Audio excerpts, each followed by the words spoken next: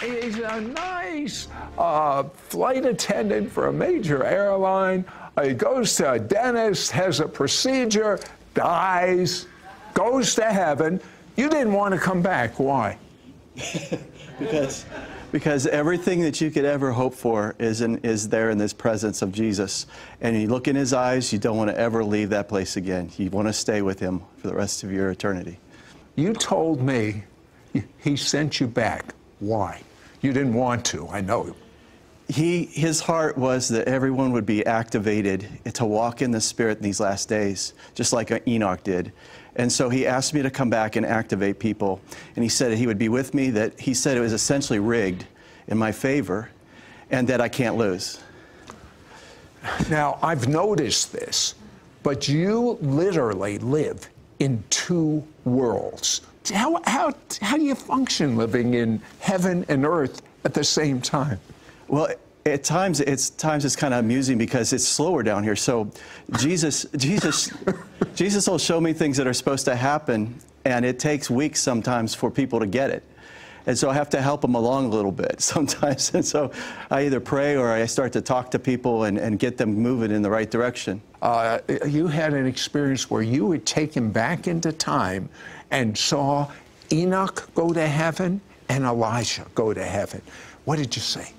Well said. First of all, I just want to tell the audience that while I tell this story about Enoch and about Elijah and what happened to them, every time I tell this story, the power of God will come through either the television set or in an auditorium when I speak, because this is an example of the power and the glory of God that's going to come upon the earth.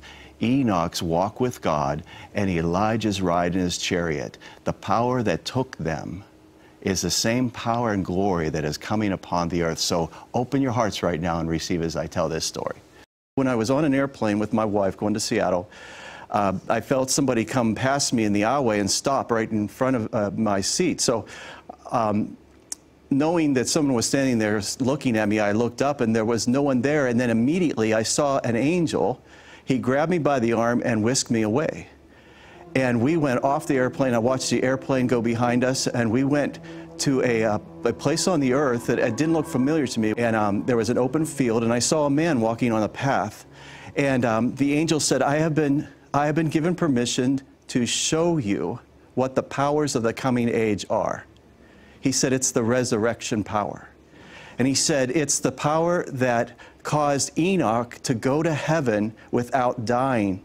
And he said, behold, the resurrection power, the power of the coming age. And he pointed at this man, and I watched him take his last step. And the glory surrounded him and enveloped him around. And then all of a sudden, his last step was in the other realm, and he disappeared right before our eyes. But Sid, what happened is that glory came back and hit the angel and I and almost knocked us over. And immediately after that, he told me that that was Enoch, and that was his last step. And so then he grabbed me, and we went up into the air again, and we were flying, and I didn't know it, but we were going to another time. And we landed, and I saw a chariot pull up. It was on fire. And this man got into it, and I saw someone standing beside the chariot as well. And the chariot took off with this man, and the same power that I saw around Enoch went around the chariot, and the power of God came back and hit us and almost knocked us over again. And the angel told me that that was Elijah. And that was what I came back with. I actually came back with what hit my spirit, came back and imprinted me. You came back with that. Can anyone walk in that resurrection power, glory that's a believer? Yes. Before he brought me back to the plane, he handed me a scroll, and he said, here's your ministry. And I said, can I keep it and take it back with me? And he said, no, because it's in the Bible. It's in 2 Corinthians chapter 5. He said, that's your ministry. You have a ministry of reconciliation. He said, you go and you reconcile people back to God because the price has been paid. Just tell them that. Do you